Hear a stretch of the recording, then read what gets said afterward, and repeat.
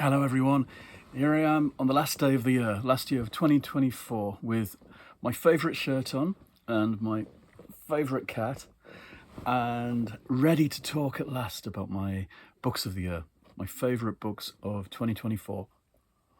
This was the year that I began doing these YouTube videos. I began early in February, I think, and I've done about 270 videos, almost every day. With kind of ridiculous frequency, but with huge enjoyment. I've loved doing these videos. It was a kind of challenge to me in the first place. Could I talk for 20 minutes, uninterrupted, unedited, about books, about anything that comes into my head, and make it watchable? And I hope I have. I've discovered that I can do that, and I can talk directly to the camera and not feel like a complete nana. Which is good news. So I'm going to carry on doing these, and I hope you'll carry... Oh, socks. He's left me. I hope I can carry on getting you to watch them. What else? This was the year that I began with no commissions for novels, nothing to write. Nobody wanted me to write anything. In the first few months of the year, it was the first time in about 4 or 5 years that I was beginning a year with no commissions, which is very worrying for a full-time freelance writer. And it was just one of those things. You have these lulls sometimes between projects, between different kinds of things that you write. And so it gave me a chance to write a new novel in a new genre on spec. And that took me a full 10 months to write this particular novel called Anything You Say, which is a kind of domestic thriller, a very peculiar, spiky book that I've loved writing. I spent most of the year on this, pulling it apart, putting it back together, writing new bits, really going through the mill, creating something in a genre that was essentially new to me. So that was great. And I spent time writing 2 Doctor Who books. Both of which are announced now, actually.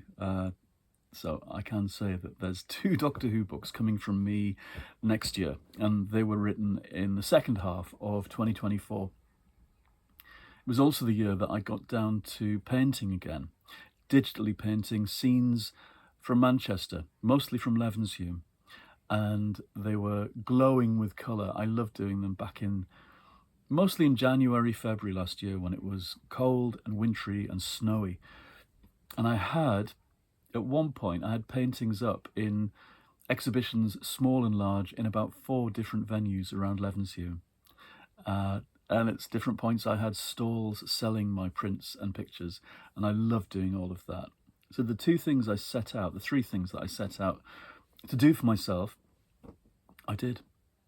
I went back to painting from life in a big way and became somebody who sells prints and does commissions. And I started a YouTube channel, and I wrote a novel in a new genre. And I also hustled like mad for work for next year, which I hope will come through. The writer's life as a freelance is never easy, and I don't get any easy breaks either. But I'm holding it together, and I'm enjoying what I do. So what else can you do? Next year is, of course, being 2025, it's my 30th anniversary as a novelist. My first story and my first novel were both published in 1995, so I should do something to mark that somehow. Maybe selling a new book. That would be a good way of marking it. Right, I'm going to go through my list of favourite reads. This has been quite difficult. Over there on the desk, you can see in the distance 10 books that are kind of honourable mentions. They're the next 20. I was going to do kind of a top 20, but that's too many to unleash on one video, I think. So I've kept it down to a simple 10. And these are them. These are my favourite books of the year. I'll talk about them one at a time. I love watching other people's videos like this. And I think this is one of the best things of the year, when people talk about their favourites. These aren't in reading order, which is a shame. I wish I'd done that. The first half of the year has kind of disappeared. I thought there was all sorts of things I read early on that would turn up in my final analysis. And maybe it's just the foreshortening effect of the year, that things read more recently stand out more. I'm not sure. We'll see. And I think you can't know that. In my experience, you can't know that for a couple of years. Do these books still stand up as favourites in a few years' time? And then you look back at the list of what you read and realise you haven't been fair to some of the earlier reads in the year. And of course, you sometimes feel better about books that you read when you were having a nice time. So books you read on holiday, you can feel fondest of, compared with books that you were reading when times were tougher. But then at the same time, books can be a salvation, can't they, when things aren't so good? And so they stand out better in your memory. Yeah, I think all of these were read in the second half. No, that's not true. No, they come from right across the year, actually. And they all represent pleasure. I'm sick of judging things for their quality, for their brilliance. That's what you do in a kind of working life as a whatever I've done, teaching and writing and reviewing and all that stuff over the years. And when I come to something like this, it's like when I did my blog years ago. I want it to be about books I've loved for themselves. It's about enjoyment. And what have I loved the hell out of? What have I read the hell out of? That's my only standard, my only kind of measure of quality, I think. I'm not going to sit and give you reasoned critiques. This is about love and pleasure. So I'll just do them in the order they are piled up here. I've talked about this a fair amount. Bernie Taupin's Scattershot. The lyricist for Elton John telling his story about his kind of ludicrous life as a troubadour, as a travelling songwriter, poet, going around the world, getting involved with ridiculous human beings, usually drunk rock stars and actors, in far-flung places, and living the life of Riley. I've read a few books that are kind of non-fiction about the careers of people who come to prominence in the 60s and lived through the 70s in this kind of peculiar jet-set world that they lived in. It's a world I really enjoy reading about. And I want to read some more memoirs set in that time, I think. But this is a really good read. It's kind of full throttle. He writes in a very impressionistic way, throwing everything at the wall. And it's slightly under-edited, which makes it weirdly all the more enjoyable, because nobody's combed through and calmed down his excesses. In some ways, these rock stars and these people who were millionaires in the 70s are kind of eternal teenagers. That's what I think. And the same is true of Cher. That's how she comes across in her memoir, which is ghostwritten, but still manages to evoke her personality, one imagines. Bernie's book is clearly written just by himself, with no professional ghostwriter coming near it, I think, because it's like reading somebody's endless journal. And I love it for that. Cher's is a very professional beast. You can tell it's the work of many hands, and different ghostwriters have had their hands in it because of some continuity errors and chronology errors that creep in at the end that should have been taken out. But mostly it's a very smooth production. The earlier bits, as I said before in my review video, are the best bits. And actually, as I was discussing with a friend of mine who had the same thoughts, we'd love a book about her mother more, I think. She seems like a much more interesting character because she tried to get into show business. she appeared in TV shows and films, but kind of ultimately failed and hooked on to all of these rich men to maintain herself in the lifestyle to which she had become accustomed in Hollywood. Her story is much more interesting than Cher's, I think. Cher's is interesting, but once she gets famous, it's just about maintaining her level of fame and income and staying in the limelight. And she meets really famous people, but she hasn't got an awful lot to say about them. Sometimes the David Bowie moment is, oh, he went shopping for a jacket. And that was it. She meets Dolly Parton, but hasn't got much to say about her. And yet, I've learned that from Dolly Parton's point of view in her memoir, it's a much more significant meeting. Cher makes Dolly wear her first wig and puts in train this kind of creation of the supreme artifice that is Dolly Parton drag from the late 70s onwards, which is a very interesting story, but Cher doesn't record it. I loved it, though. It was something I read over Christmas week. It's, again, it's set in that era, 60s through to the early 80s. And it's brilliant, really. And I'm glad we have it. But, I've said it before and I'll say it again, publishers should not be putting books out without the actual author's names on the front. Yes, Cher might have read it and given feedback, but I believe it's mostly the work of ghostwriters, and their names should be on the copyright page, on the front, and we should know who writes the books we read. Otherwise, we might as well be giving everything up to, AI or whatever. So there's a surface gloss that you get with ghostwriting that makes it a bit magazine-y. It makes it a bit too slick. I would prefer Cher to be a bit rougher, I think. But I still loved it. Now here's a wonderful writer. This is a memoir that's the work of a real writer. Somebody who actually works in the magazine world and the world of TV about TV. He works in the media world of New York, but writes a book that gouges down to the real stuff of life. This is The Hero Dies. Spoiler alert, The Hero Dies, by Michael Oziello. And it's the story of his getting together with his boyfriend, who subsequently dies after 13 years together. And it's mostly about their last year together, with flashbacks to their whole relationship. And it's a beautiful book. I saw the movie first, which is a kind of gay Beaches, and that's how it sells itself. The book is so much more. And I think a book I will return to.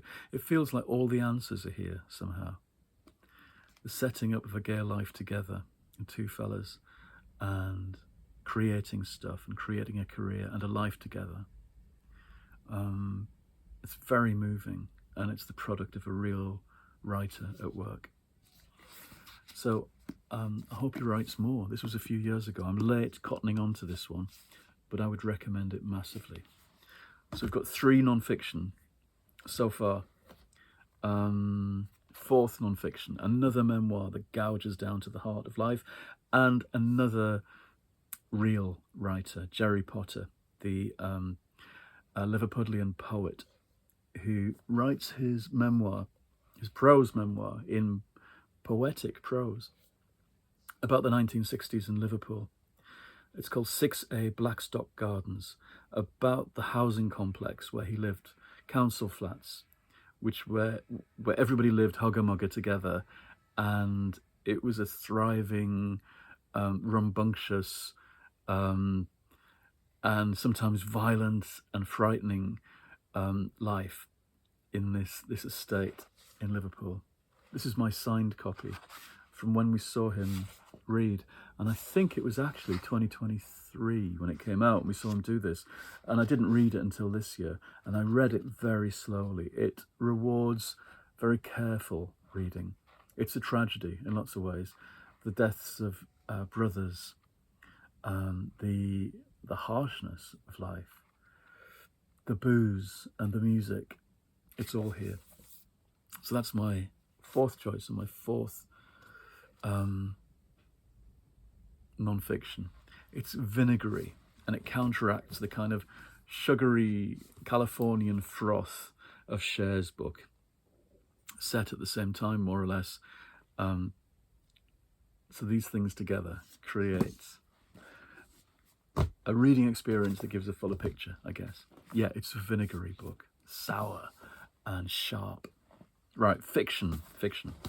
I made a last-minute replacement, actually, a substitution, and one of the Christmas books I read. I'm actually going to include this in my top 10. I've taken out, bless him, Nigel Slater's Toast from my top 10. It's relegated to the next 10.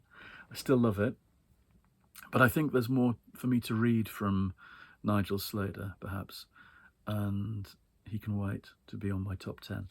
This I loved. This is James Lovegrove's Sherlock Holmes and the Christmas Demon, and I read it as one of my 6 Christmas books leading up to the big day this month. And this is a brilliant pastiche. It's also very Christmassy and very funny, really. There's a wry amusement in the way he handles our 2 very familiar leads, and he puts them in the middle of a Yorkshire mansion full of really quite horrible characters and a mystery that seems supernatural. Reminds me of reading things like the Hercule Poirot Christmas book, or Enid Blyton's Rat-a-tat-tat mystery, actually, as well, where our detectives go to a house in the snowy middle of nowhere. He's captured that kind of feeling. So I can imagine it being one that I will return to. But for itself, I enjoyed this Christmas more than any other Christmassy book. That's not bad. I've got 2 books from December included in my top 10. I'm glad about that. Lots from November, actually, like The Accidental Medium by Tracy Whitwell, which I discovered in November, I think. Best spooky book I read for the November season. It's about a character who's an actress. She's a foul-mouthed Geordie, and she's a boozer, and she's a spiritualist, and eventually a kind of supernatural detective. It's a series of, I think, 5, and I adored this. It's scabrous, it's profane. I got it from the Works, which means, come on, Socks, come on. I just hope people get on board with this series, pan-publish it in the UK. What was lovely was when I mentioned it on Instagram. Come on, come and see people. When I mentioned it on Instagram, Tracy replied, and she's a reader of mine, of the first Brenda book, Never the Bride. So that was nice. That's happened a couple of times with people, and it is interesting that the people whose books you like, there's a good chance they will enjoy yours. There's a kind of shared taste, I suppose, or sense of humour. It's probably sense of humour. Anyway, this is great, and I've got the next one waiting on my in one of my book bags for next year. I'll explain about my book bags. It's how I plan to go about my reading next year. It's a way of breaking down my endless to-be-read mountain. And I'll talk about that, hopefully, tomorrow. Also, from towards the end of the year, Patty Callahan's Once Upon a Wardrobe, a very sweet, consoling, life-affirming novel about C.S. Lewis, about a girl who goes to his house. She's at university, and she meets him, and she's got a message from her younger brother who's dying and who's obsessed with the first Narnia book, which is all that's been published at the point at which this novel's set. And he sends his sister to meet Lewis and sit by his fire and ask, where does Narnia come from? And in reply, C.S. Lewis tells the story of his life. And that's interleaved with the present day of 1950, whatever it is. And the romance that our lead character has with a sexy fella from Ireland. And the story of this boy, her brother, and his eventual eventual adventure that they go on into Ireland to find the castle which is the model for Cair Paravel, I love this. It seems a bit soppy when you read about it or hear people talking about it, but there's definitely something special about this. Yeah, and because I love Narnia and because I love C.S. Lewis, it has an extra gloss to it for me. Okay, pile's building up, teetering. I'm going to show you the corner of the pile there. It's like building myself into a Wendy house of books. Right, Find Me. I read this early on in the year. Andre Aciman. It's the kind of spiritual successor rather than sequel to Call Me By Your Name. And I think people looking for a sequel to that wonderful book that became a movie will be disappointed when they go to this, if they're looking for a sequel. Towards the end, we do hear what's happened to the couple from the first book. More than that, we get to spend time with them and see what becomes of them. But the focus here is on a series of couples who are tangentially linked to each other, a kind of tag team of stories. I found it very romantic and very sexy. It's people copping off, people falling in love at first sight. The first chapter, which is long and about two people meeting on a train and falling in love straight away as they talk, I found compelling. There's something about the way he writes, and I know friends who are writers and critics who are very snotty and look down upon his work, and I don't know why. I think it reminds me of novels I read in the 1990s, and often his stuff is set in that time. Anyway, I really enjoyed it. And there's been at least 2 books since, another novel and a memoir, and I need to catch up with him. And maybe that's something I should think about for next year. Slow Dance, Rainbow Roll. I looked forward to this coming out because I loved her book from the previous year, her book of short stories.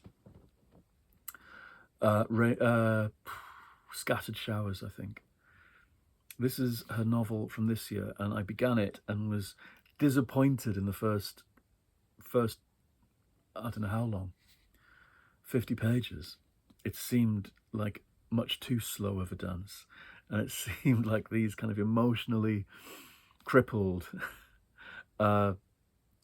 emotionally damaged rather, heterosexual people at a wedding.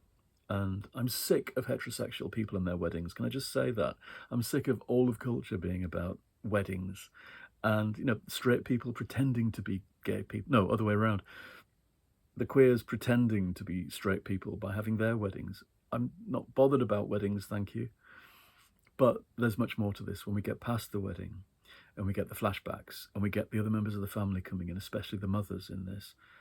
You really come to care for the 2 lead characters and their uselessness at getting together. They didn't get together when they were teenagers or in their 20s, and now it's years later.